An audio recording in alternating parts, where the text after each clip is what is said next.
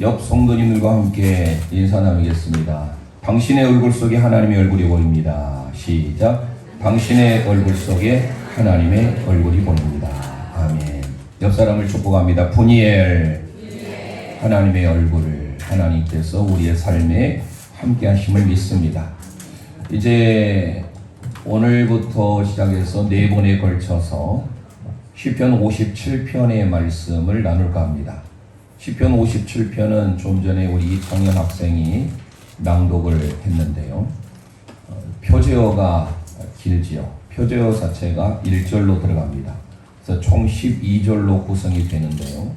오늘은 3절까지만 읽어보았는데 이 나머지 4절에서 11절은 나머지 이제 3번에 걸쳐서 읽으려고 했는데 오늘 전체적인 서론을 먼저 말씀을 드려야 구체적인 이 다윗의 시를 더 잘 알 수 있을 것 같아서요.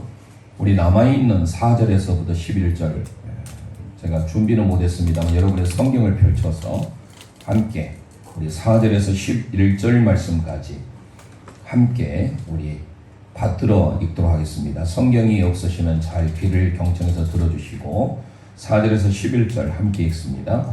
내 영혼이 사자들 가운데서 살며 내가 불사르는 저들 중에 누웠으니 곧 사람의 아들 중에라. 그들의 이는 창과 화살이요 그들의 혀는 날카로운 칼 같도다.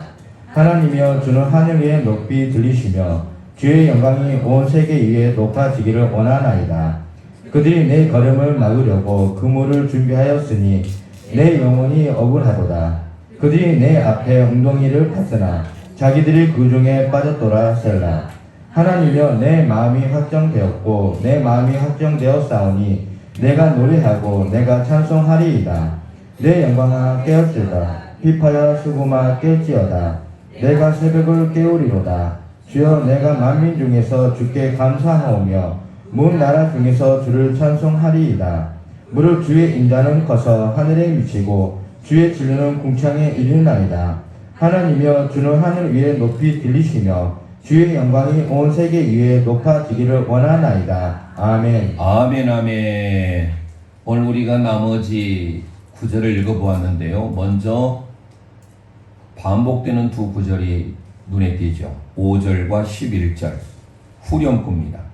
그래서 먼저 우리가 알 것은 이거를 어떤 학자들은 이게 후대에 의하여서 이 시를 연구하고 분석을 하면 그 시인의 원 의도는 다 알 수 없습니다.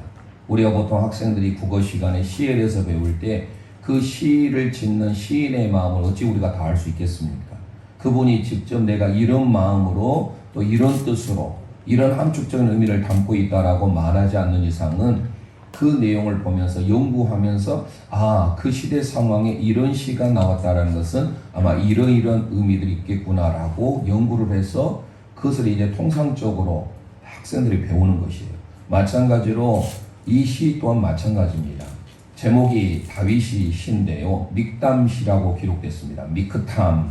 이 미크담이라고 하는 것은 여러 가지 해석이 될 수가 있는데요.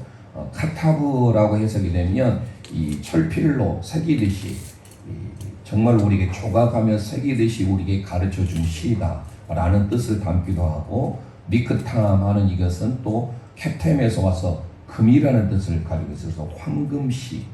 우리 개역개정인과 그 전에 개역 한글 전에 있는 성경이 있었어요. 그 전에는 이 다윗의 믹담시 이렇게 기록되지 아니고 황금시라고 번역됐습니다. 다윗의 황금시. 골든 쌈. 시편이 쌈이잖아요. PSALM. 피가 묵음입니다. 그래서 황금시다. 특별히 시편 150편 가운데 다윗의 시가 약 73편 절반을 차지하는데 그 중에 미크탐이라고 하는 이 믹담시가 6편이 있어요. 황금시가. 그 첫 번째가 16편입니다. 이거는 알아두셔야 돼요. 그래서 기회가 되시면 한번 꼭 6편은 꼭 한번 읽어보셔야 돼요. 그리고 56편부터 57편, 우리가 이제 앞으로 살펴보게 될 58편, 59편, 60편에서 총 6개의 시편이 황금시인데 다윗의 모든 삶을 그대로 드러내주고 있는 거예요. 그러니까 시편의 모든 것을 다 우리가 보지 못하더라도 이 다윗의 황금 시편 16편과 56, 57, 58, 59, 60편 이 6개의 시편만 봐도 다윗의 모든 신앙의 고백을 다 볼 수가 있고 그 시가 우리에게 주어지고자 하는 목적과 의미를 다 알 수가 있습니다. 근데 사실 우리가 하나하나 이 황금 시편을 알면 더 좋겠지만 기회가 되는 대로 제가 비준비하시니 또 주를 사랑하는 주를 찾는 모든 자들이 이런 것으로 해서 시작을 했는데 제가 또 도전을 받고 우리가 CCM을 통해서 많은 노래를 하지만 그전에는 그 의미를 모르고 노래를 했었는데 어쩌다 보니 비준비하신 이를 제가 보니까 이게 시편에 기록된 건데 한번 제가 말씀에서는 뭐라고 하는지를 시작해 봐야 되겠다 하게 된 게 저의 이제 주일날 이 말씀을 시편에서 주로 찬양으로 고백되어진 것으로 한번 해봐야 되겠다 하게 된 게 이제 오늘 세 번째 시간이에요. 그 세 번째 57편을 왜 저희가 다 읽어봤냐면 우리 이 고백을 오늘 고백 3절까지는 나오지 않은데 그 뒤에 이제 7절, 8절, 9절, 10절, 11절에 보면 이곳에 이 고백을 통하여서 CCM 노래가 참 많이 나왔어요. 맞춰볼 수 있겠습니까?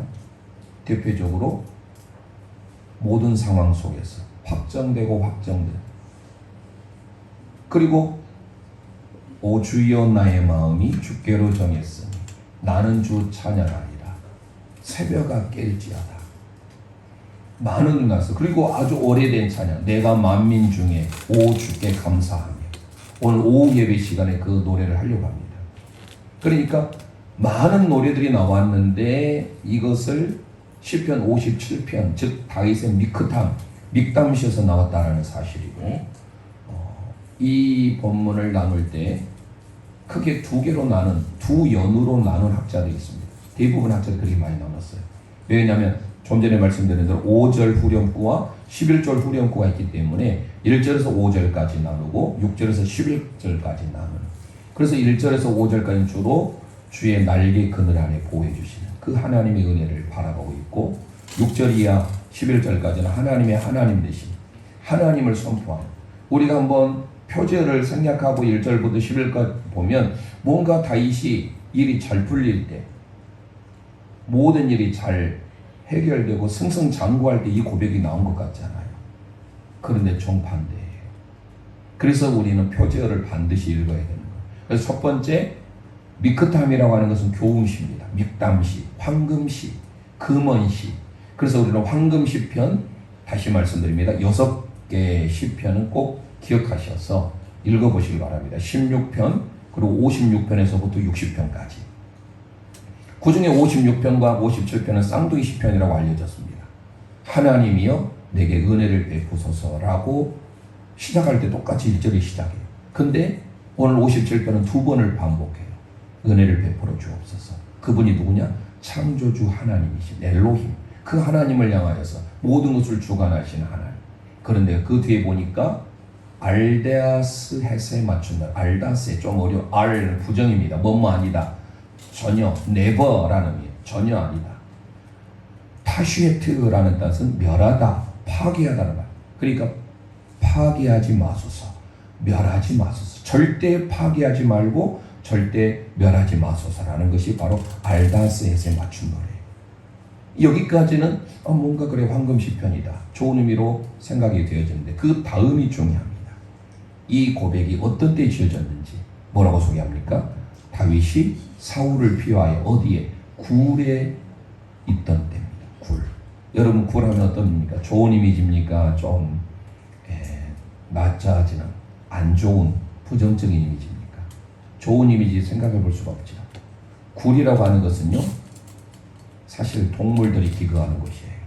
그리고 사람의 입장에서 봤을 때는요 자기의 용변을 가리기 위해서 들어가기도 합니다.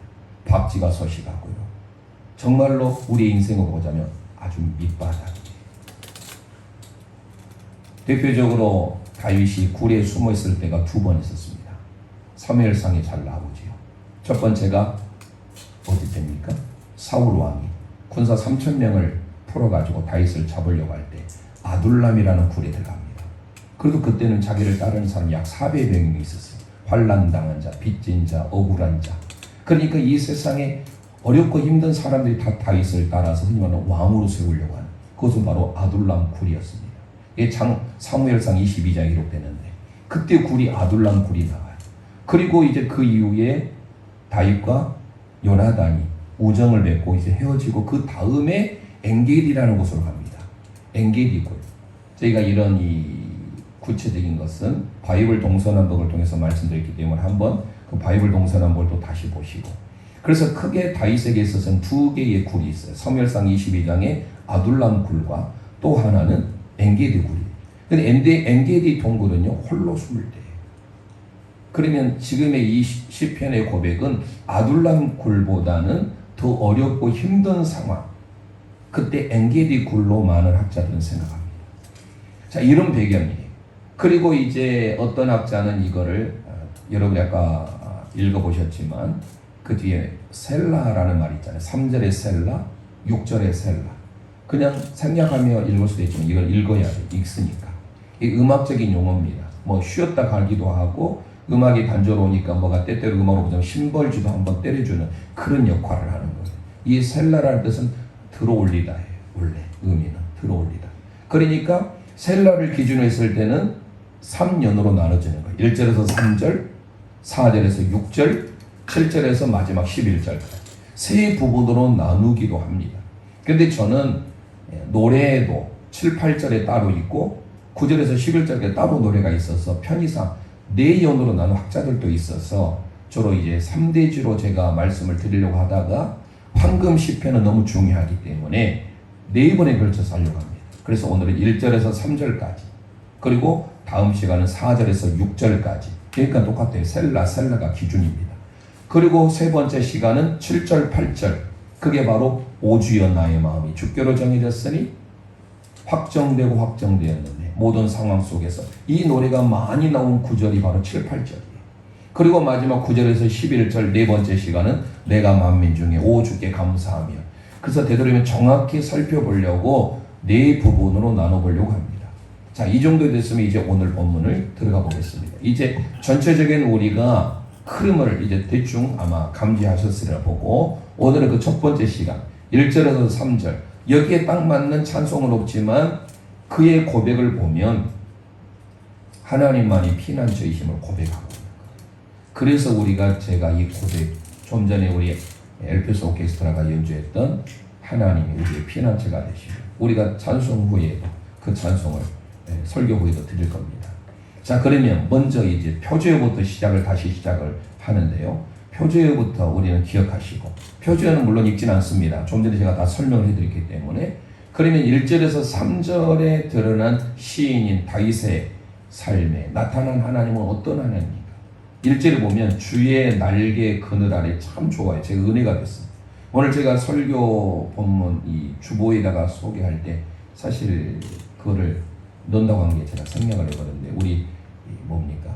PPT를 만드는 우리 집사님들에게는 시편 57편하고 이를 첫 번째 주의 날개 그늘 아래라는 것입니다. 주의 날개 그늘 아래가 얼마나 중요한지를 좀 더 설명하면서, 그래서 주의 날개 그늘로 보호하시는 피난처이신 하나님을 저는 1절에서 3절까지 말씀을 주면서 깨닫게 된 겁니다. 그래서 다윗이 만난 하나님, 다윗은 하나님의 마음에 합한 사람이었지 않습니까? 무엇보다 그의 황금 시편을 통해서 그의 삶을 인도하시는 하나님, 그의 금원의 시, 그의 황금의 시를 통하여 우리는 오늘 첫 번째 시간 우리 함께 첫 번째 고백하도록 하겠습니다. 주의 날개 그늘로 보호하시는 피난처이신 하나님이십니다. 시작. 주의 날개 그늘로 보호하시는 피난처이신 하나님입니다. 아멘, 아멘. 오늘 시편 57편 1절을 다시금 의미를 생각하면서 지금 굴 속에 있던 다윗입니다. 가장 인생의 밑바닥에서 이런 고백이 나올 수 있을까? 특별히 7절이야 11절은 다음에 할 때 더 살펴보겠지만 이건 도무지 나올 수 없는 고백이에요. 우리가 삶이 편안하고 잘 될 때는 얼마든지 하나님을 찬양하죠. 그런데 인생의 밑바닥이고 더 이상 설상가상으로 사면 초과해요. 굴에 지금 숨어있던 다윗인데 그 굴 속에 지금 용변을 보려고 사울왕이 들어오는데 어떤 완전히 마음이 그야말로 뭘 하게 될까? 심장이 콩닥콩닥할 정도가 아니에요. 그런 상황 가운데 그가 하나님을 찬양하고 노래한. 그러니까 1절만 보면 피탄시인 것 같지만 전체적인 것은 찬양시예요. 그를 생각하면서 1절 선포하겠습니다. 시작. 하나님이여 내게 은혜를 베푸소서 내게 은혜를 베푸소서 내 영혼이 주께로 피하되 주의 날개 그늘 아래에서 이 재앙들이 지나기까지는 피하리이다. 할렐루야. 먼저 기억할 것은 하나님이여, 그가 부른 하나님, 엘로힘의 하나님, 하나님과 여호와, 우리는 두 개로 나눠질 수 있습니다. 하나님을 향한 여호와 하나님, 여호와 야훼. 여호와라는 것은 뭐냐? 스스로 자존하시고 스스로 존재해 계신 언약에 근거하신 하나님이라고 한다면, 여기서의 하나님이여, 엘로힘이라고 하는 것은 창조주 하나님, 하나님께서 모든 걸 섭리하시고 다스리시고 창조하시는 그 하나님을 뭐라고 합니까? 은혜를 베풀어 달라. 하나님. 예전에 개역 한글 성경에서 이렇게 합니다. 하나님이여 나를 긍휼히 여기시고 나를 긍휼히 여기소서. 은혜를 베푸소서보다는 좀 더 우리에게 찡함이 오지 않습니까? 긍휼을 베풀어 달라. 그런데 세번역 성경에서 또 이렇게 번역했습니다. 참으로 하나님 나를 불쌍히 여겨 주십시오. 불쌍히 여겨 주십시오. 다윗의 삶이 어떤 삶인지 지금 풍전등화와 같은 설상가상의 상황에 사면 초가입니다. 그럴 때 그가 하나님을 찾습니다. 하나님이여 나를 불쌍히 여겨 주옵소서. 나에게 긍휼을 베풀어 주옵소서.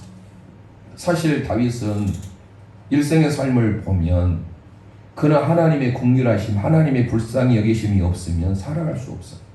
그는 티끌과 같고 먼지와 같은 존재. 그의 이새의 아들 8명 중에 마지막 말째로 태어났는데 아버지 이새도 그를 인정하지 않았던 사람 아닙니까? 그냥 목동으로서 평생의 삶을 살아야 됐던 다윗이에요. 그런데 그 다윗이 나중에 왕이 되었을 때 그 다윗 언약을 하나님께서 기억하셔서 그가 고백한 기도 제목이 나와요. 오늘 본문에 하나님이여 나를 불쌍히 여기시고 나를 긍휼히 여겨달라는 그 기도의 제목처럼 그가 왕으로 세움을 받았을 때 하나님의 다윗 언약을 기억하면서 사무엘하 7장 18, 19절 함께 읽습니다. 시작. 다윗 왕이 여호와 앞에 들어가 앉아서 이르되 주 여호와여 나는 누구이오며 내 집은 무엇이기에 나를 여기까지 이르게 하셨나이까. 주 여호와여 주께서 이것을 오히려 적게 여기시고 또 종의 집에 이르러 먼 장래 일까지도 말씀하셨나이다. 주 여호와여 이것이 사람의 법이니이다. 아멘. 내가 누구이오며 내 집은 무엇이기에 나는 은혜 받을 만한 긍휼을 입을 만한 자격이 없는데 나에게 그걸 주었다라는 고백이에요. 우리의 삶도 마찬가지예요. 인생이 잘 풀릴 때 그것은 뭐 하나님을 당연히 찾아야 되겠지만 어려울 때, 위기일 때, 고난 중에 있을 때, 슬픔 가운데 있을 때, 도무지 앞이 옆으로 뒤로 가도 모든 게 꽉 막혀 있을 그때에 기억할 것은 그럴 때 우리는 하나님의 긍휼하심, 하나님의 불쌍히 여기심이 필요하다라는 거예요. 다윗이 그것을 하나님 앞에 바라고 있는 거예요. 더 이상 피할 수 없는 굴, 더 이상 낮아질 수 없는 굴 속에 그가 숨어 있을 그때에 그는 하나님 앞에 불쌍히 여겨 주옵소서, 긍휼을 베풀어 주옵소서, 은혜를 베풀어 주옵소서. 이게 바로 하나님이에요. 우리가 이 땅에 살아가면서 그 하나님의 긍휼하심, 하나님의 불쌍히 여기심이 우리 가운데 있기를 소망합니다. 이 하나님이라고 하는 이 히브리어 단어를 시편 27편에서 다윗이 이렇게 고백합니다. 시작. 여호와여 내가 소리내어 부르짖을 때에 들으시고 또한 나를 긍휼히 여기사 응답하소서. 너희는 내 얼굴을 찾으라 하실 때에 내가 마음으로 주께 말하되 여호와여 내가 주의 얼굴을 찾으리이다 하였나이다. 아멘. 똑같은 은혜를 베풀어 주소서라는 단어를 여기서 긍휼히 여기사, 똑같은 하나님이에요. 하나님, 저는 하나님 없이는 살 수 없습니다. 저에게 긍휼을 베풀어 주세요. 은혜를 베풀어 주세요. 불쌍히 여겨 주세요. 내 힘과 내 능력으로 안 됩니다. 하나님의 긍휼하심을 바라는 이 다윗의 고백이 우리의 고백이 되기를 소망합니다. 주의 얼굴을 찾으리이다라는 고백도 바로 하나님의 은혜를 구한다라는, 우리가 주님의 얼굴을 구합니다. 하나님의 긍휼하심을 구합니다. 하나님의 얼굴을 구한다는 게 바로 은혜를 구한 것이고 긍휼히 여김을 구한 것임을 믿습니다. 그래서 다윗이 굴 속에 있을 때 하나님이여 내게 은혜를 베풀어 주세요, 긍휼을 베풀어 주세요. 그 이유가 나와요. 왜냐하면 이라는 단어가 나옵니다.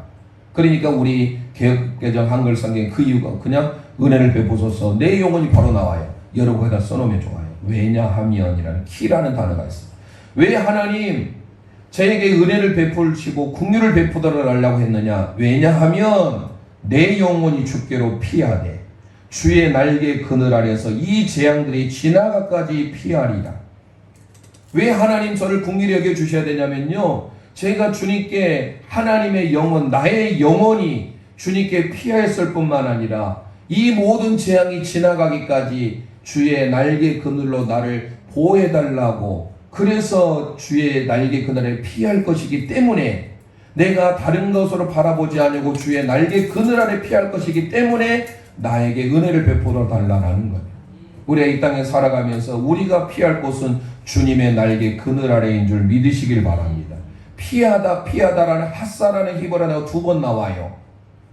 나를, 내 영혼이 주께 피하되, 이 피하되라고 하는 단어 앞에는 완료예요. 내 영혼이 이미 주님께 피하였어요. 피난처 되신 하나님 앞에 피했어요. 그런데 이 재앙이 지나가기까지 피하리이다.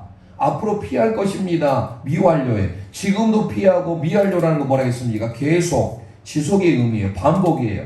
그러니까 내가 어떤 상황 가운데 있다 할지라도 주님의 날개 그늘 아래 피하고 또 피하고 또 피할 것입니다 라는 거예요. 오늘 저와 여러분의 위기 가운데 기억할 것은 다윗의 고백이 우리의 고백이 되길 소망합니다. 어려울 때마다 주님께 피하고 또 피하고 주님의 날개 그늘 아래 우리를 피해달라고 고백하는 우리 모두가 되길 소망합니다. 그분이 누구예요? 나는 지금 가장 밑바닥에 있어요. 굴에 있어요. 동물들이 서식하는 곳이에요. 그곳에까지 다윗이 낮아졌는데 그가 고백하기를 참 놀라운 고백을 해요. 오늘 그게 본문 57편 2절이에요. 함께 고백합니다. 시작. 내가 지존하신 하나님께 부르짖으며 곧 나를 위하여 모든 것을 이루시는 하나님께로다. 할렐루야. 지존하신 하나님, 엘 엘리온, 지극히 높으신 하나님. 자기는 지금 가장 밑바닥 있잖아요. 굴 속에 있어요. 그런데 그 하나님을 향하여 지극히 높으신 하나님, 모든 것을 이루시는 하나님이, 지존하신 하나님이라는 것은 지극히 높으신, 그냥 높은 이름입니다. 모든 것을 이루시고 성취하신 하나님. 시편 91편 1절 2절에 이런 고백을 합니다. 시작. 지존자의 은밀한 곳에 거주하며 전능자의 그늘 아래에 사는 자여, 나는 여호와를 향하여 말하기를 그는 나의 피난처여 나의 요새여 내가 의뢰하는 하나님이라. 아멘. 지존자의 은밀한 곳에 가, 지존자, 지극히 높으신 자, 모든 것을 다스리시고 모든 것을 섭리하신 하나님. 오늘 본문의 주의 날개 그늘 아래가 오늘 91편에는 지존자의 은밀한 곳에 거주함. 이게 바로 뭘까요? 주의 날개 하면 뭐가 떠오르시죠?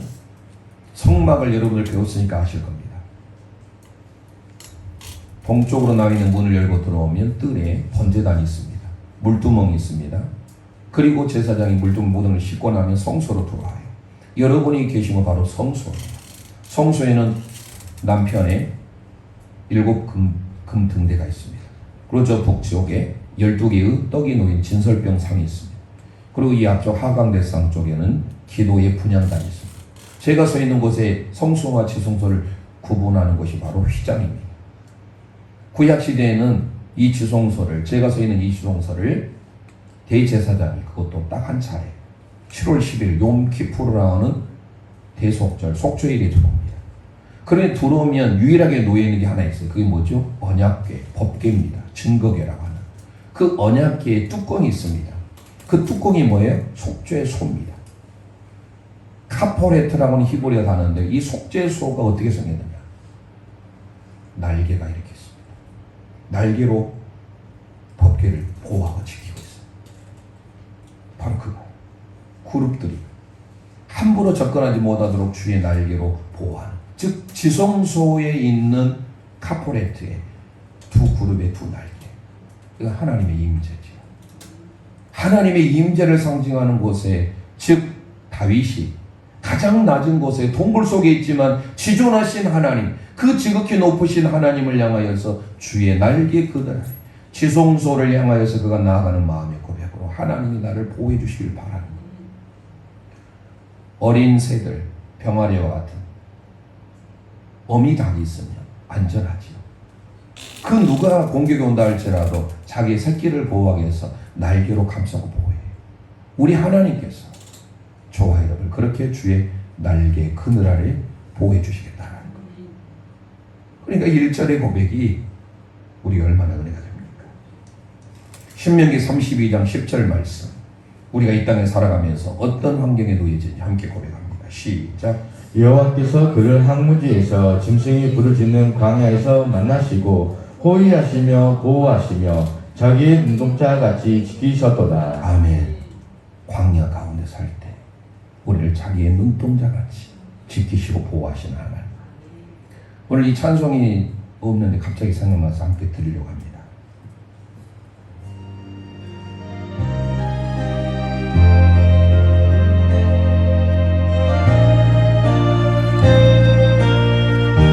참 좋으신 주님, 귀하신 나의 늘 가까이 계시니, 늘 가까이 계시니 나 두려움 없네. 가슴에 손 얹고 찬송 드립니다. 내 영이 원할 때 내 마음 낙심될 때 내 품에 안기라, 내 품에 안기라. 주님 말씀하셨네. 광야 같은 세상 주만 의지하며, 광야 같은 세상 주만 의지하며, 주의 인도하심 날 감격케 하시며, 주의 사랑 안에서, 주의 사랑 안에서 살게 하소서. 주만 의지하리 영원토록. 광야 같은 세상 주만 의지하며, 광야 같은 세상 주만 의지하. 주의 인도하심, 주의 인도하심 날 감격케 하심. 아멘. 주님의 날개 안에서 살게 하소서. 주의 날개 안에서 살게 하소서. 주만 의지하리, 주만 의지하리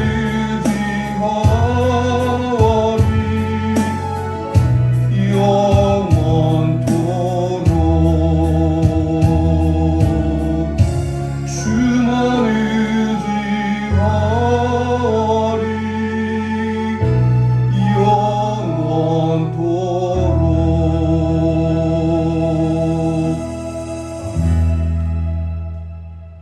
광야 같은 세상에 주님의 날개로 우리를 보호해 준 줄 믿습니다. 그 하나님 우리의 피난처가 되시죠. 시편 46편 1절 함께 고백하겠습니다. 시작. 하나님은 우리의 피난처시요 힘이시니 구하는 중에 만나 큰 도움이시라. 아멘. 믿습니까? 하나님이 우리의 피난처, 마세, 힘이십니다. 환난 당할 때 우리에게 도움을 주시는 것. 다윗이 사울을 피하여 굴에 숨었을 때 가장 낮은 곳에 있었지만 그는 지존하신 주님을 바라봤어요. 누구를 위하여? 2절, 아까 3절에 보냈잖아요. 우리 2절에 보니까 지존하신 하나님께 부르짖음이야. 밑줄합니다. 누구를 위하여? 나를 위하여. 저와 여러분을 위하여 하나님께서 우리의 모든 것들을 이루시는 분임을 믿습니다. 엘 엘리온, 지존하신 하나님은 모든 것을 이루시고 성취하신 하나님이신데, 그분이 누구를 위하여? 나를 위하여, 다윗을 위하여, 아니 저와 여러분을 위하여 이루시는 겁니다. 그리고 그 분을 향하여서 고백할 오늘 마지막 3절에 고백을 합니다. 3절 함께 소개하겠습니다. 시작. 그가 하늘에서 보내사 나를 삼키려는 자의 비방에서 나를 구원할지니라. 셀라. 하나님이 그의 인자와 진리를 보내시리로다. 아멘 아멘. 다윗의 확신이 어디 있었습니까? 지존하신 하나님께서 나를 위하여서 모든 것들을 이루시는 하나님. 그런데 다윗이 뭐 했어요? 카라 부르짖었어요. 그 지존하신 하나님을 부르짖었을 때 모든 상황, 모든 어려움이 악조건이고 위기 가운데 있지만 하나님이 그를 다 이루시고 그를 통하여서 하나님의 영광을 드러내시는 것이 바로 오늘 시편의 고백이에요. 그러니까 오늘 다 살펴보지 못하고 3절까지 보지만 이 3절에 대한 내용의 확신이 하늘에서 보내사, 하나님께서 하늘에서 보내신 분이 있네요. 나를 비방하는 자에서 나를 구원하실 그분을 보내요. 셀라, 하나님을 높입니다. 그러면서 뭐라 합니까? 인자와 진리, 인자, 헤세드, 하나님의 사랑, 하나님의 변함없는 사랑, 진리, 에메트, 뭡니까? 하나님의 율법의 근거, 하나님의 신실하심. 우리는 자꾸 변하지만 하나님은 변함이 없으신 하나님, 신실하신 하나님. 인자와 진리하면 뭐가 떠오릅니까? 오늘 하려다가 다음 마지막에 또 인자, 그의 인자는 커서 10절에 나오잖아요. 하늘에 미쳐 그의 진리는 궁창이리라. 인자와 진리 되신 분이 바로 우리 예수 그리스도인 줄 믿습니다. 그분에 대하여서 마지막 네 번째한테 살펴보려고 오늘은 살펴보지 않습니다. 하나님께서 인자와 진리 되신 예수 그리스도를 보내셔서 우리에게 진정으로 하나님을 부르짖게 하시고 그 하나님을 부르짖을 때 내가 비록 굴에 있다 할지라도 가장 밑바닥에 있다 할지라도 지극히 높으신 지존하신 하나님께서 우리의 모든 것들을 이루시는 줄 믿습니다. 그 하나님께로 우리가 다윗이 피하였던 것처럼 재앙이 있을 때마다 그 하나님께 미워하려고 하사 도피하고 피하고 하나님께로 피난처신 하나님께로 가겠다라는 고백, 그 고백이 우리 모두의 고백이 되기를 소망합니다. 주의 날개 그늘 아래로 보호하시는 피난처이신 하나님, 그분만을 바라며 소망하는 우리 모든 영가족들 되시길 원합니다.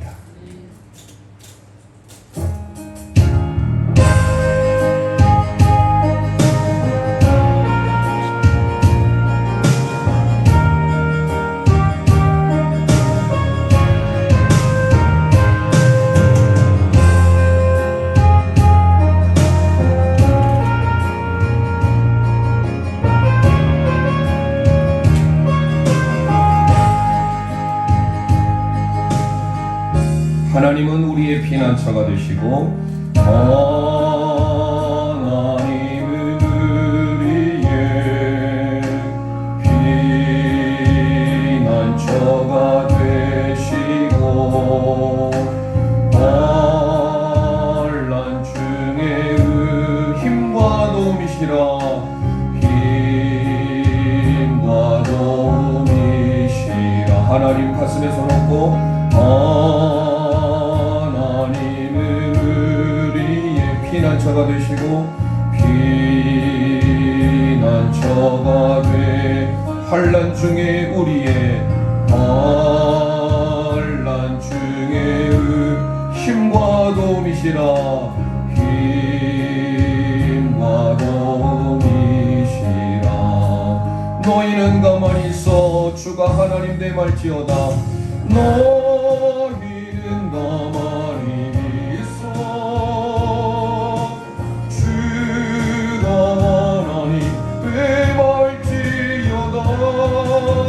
열방과 세계 가운데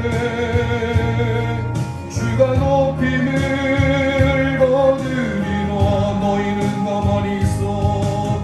너희는 가만히 있어. 주가 하나님 되말지어다. 열방과 세계 주가 높임을 받으리라. 이 시간 우리 합심하여 기도하기를 원합니다. 오늘 시편 57편 다윗의 믹담시 황금 시편을 통하여 우리 모두가 주의 날개 그늘 아래 거하기를 원합니다.